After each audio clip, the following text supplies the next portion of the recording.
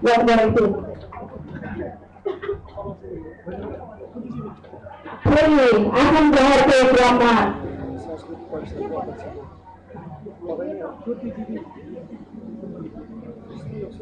Hanya budi-budi mereka tumbang pegani ha. Isai maara आफ्नो अतिथिको आसन ग्रहण गरिदिनुहुन म हार्दिक अनुरोध गर्दछु।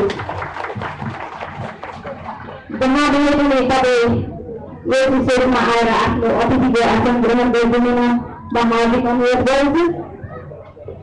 अतिथिको आसन ग्रहणपछि हाम्रो मन्तव्यको पालो रहेको छ। मन्तव्यको पालोमा हाम्रा प्रमुख अतिथि आजका प्रजा प्रतिष्ठानका कुलपति विक्रम नेवाङ बरनी दादाजीलाई यस विषयमा आएर आफ्नो छोटो मन्तव्य राखिदिनुहुन म विनम्र अनुरोध गर्दछु।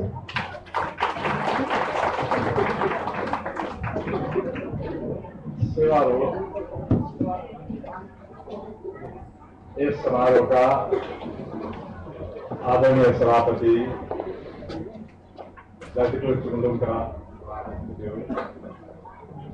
विशेष अतिथि कैप्टन खेमा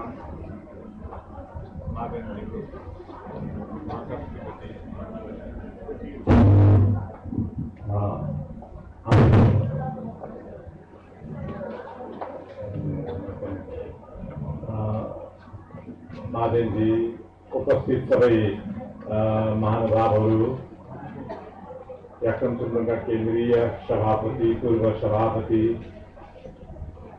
हाम्रो विशिष्ट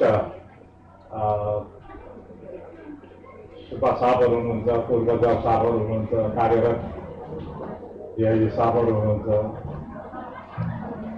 उपस्थित सबै याक्सम दाजुभाइ दिदीबहिनीहरूमा मेरो हार्दिक नमस्कार छ। मैले अलिकति बालु मिर्ची हाम्रो भगेन्द्रजीको यो अतिथिको आसन ग्रहण जारी रहनेछ भनेको जस्तै उहाँको प्रतिवेदन पनि जारी नै छ, एकछिन स्थगित मात्रै हो। मैले बिचमा अलिकति अवरोध गरेँ, त्यसको लागि क्षमा याचना गर्छु। वास्तवमा ललितपुर चुम्लुङले प्रारम्भ गरेको यो घर बल्ल बल्ल एक प्रकारले उहाँले सकियो भनेर आज चाहिँ घोषणा गर्नुभयो। घर बनाउनु धेरै कठिन कुरा हो। घर बनाउनलाई साथी सङ्गी इष्ट मित्र चाहिन्छ, परिवार चाहिन्छ, समाज चाहिन्छ, सबैको सहयोग र मिलेमतो चाहिन्छ। हाम्रो मुन्धुमदेखि नै लिएर हामीले हेर्दै आयौँ भने पनि घर बनाउनु बडो कठिनको कुरा छ। एउटा कहाँको काठ खोज्नु, कहाँको मुढा खोज्नु, कहाँबाट बोकेर ल्याउनु, को साथी खोज्नु, को साथी मिल्छ, को रिसाउँछ, को ठुस्किन्छ, कसले दाढी गर्छ, कसले रिस गर्छ, अनेक कथाहरू घर बनाउन सुरु गरेपछि आउँछन्। तर हाम्रोमा उहिलेदेखि नै एउटा उखान छ, त्यहाँ तपाईँले टाँस पनि भएको छ, पक्ताङ चन्द्र सिंह बङ्गलो भनेर। हामीले हाम्रो काँधमा काँध मिलायौँ भने हामी जस्तै कठिन कुरा पनि उचाल्न सक्छौँ, गरुङ्गो नगरुङ्गो कुरा पनि सक्छौँ। हाम्रो कदम मिल्यो, खुट्टा मिल्यो भने ठुलो ठुलो जङ्गार तम्बर होस् कि काबिनी होस् कि अरुण होस्, हात समातेर अगाडि बढ्यो भने चढ्न सक्छौँ। यो चाहिँ लिम्बूहरूको पुर्खाले उहिलेदेखि साझा रूपमा गरेको अनुभव उखानको रूपमा अहिले हाम्रोमा एउटा शिक्षा भएर अगाडि आएको छ। त्यसैको उदाहरण यो भव्य भवनको। हाम्रोमा लिम्बू दाजुभाइहरूमा त के हुन्थ्यो र रुपियाँ पैसा आफ्नो गाउँघरमा अलिअलि जग्गा भएको पनि हामी सुब्बा हौँ भनेर स्यालको मुखेको काङ्ला त हो नि, के जान्छ भन्दै बाँड्दै खाँदै तन्नम भइसकेका सुब्बाहरू पछिबाट विदेशी रोजगारमा जाँदा, खास गरेर चाहिँ ब्रिटिस गोर्खामा जागिर खाँदा या भारतीय सेनामा गएर जागिर खाँदा केही अर्थ आर्जन चाहिँ गरे। तर धेरै वर्षसम्म धेरैले यसको सदुपयोग गरेको थिएन। 2046 सालको जनआन्दोलन पछाडि चाहिँ अलिक जागरुक पनि भए, कमाएको पैसा मुलुकमा लगेर चाहिँ आफ्नो समुदाय, आफ्नो गाउँ, आफ्नो समाज, आफ्नो राष्ट्रको उत्थानको लागि भौतिक निर्माणदेखि लिएर केटाकेटीको शिक्षा समेतमा सहयोग पुग्ने गरेर खर्च गर्नुपर्छ भनेर उहाँहरूलाई लाग्यो। त्यसैका फलस्वरूप हाल आएका हाम्रा जति पनि निवृत्त याकुङ दाजुभाइहरू छन्, उनीहरूले कमाएको पैसा आफ्नो लागि खर्च गरेर केही उबारेको जति चाहिँ सकेसम्म सामाजिक काममा खर्च गरेका छन्, शिक्षामा खर्च गरेका छन्, सांस्कृतिक र भाषिक उत्थानको काममा खर्च गरेका छन्। आर्थिक उन्नतिको लागि सबैको पैसा एक ठाउँ राख्यो भने केही राम्रो काम गर्नुपर्छ भनेर कामहरू गरेको छ।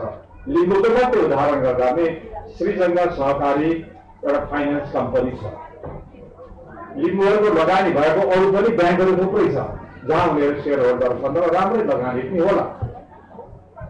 यसरी चाहिँ आर्जेको पैसालाई अरूबाट आर्जन गरेर आफ्नो परिवार पाल्ने, राम्रो शिक्षा दिने र समाजको उत्थान र सामाजिक क्रियाकलापमा धेरै राम्रो योगदान गर्न सक्ने उहाँहरूले जानेको ज्ञान र कमाएको पैसा मिलाउँदाखेरि धेरै राम्रो कामहरू अहिले भएको छ र उहाँहरूको छोराछोरीहरूले पनि अत्यन्तै राम्रो र क्वालिटी एजुकेसनहरू पाएर चाहिँ हाम्रो जनशक्ति पनि एकदमै राम्रो स्तरीय भएको छ भन्न सकिन्छ।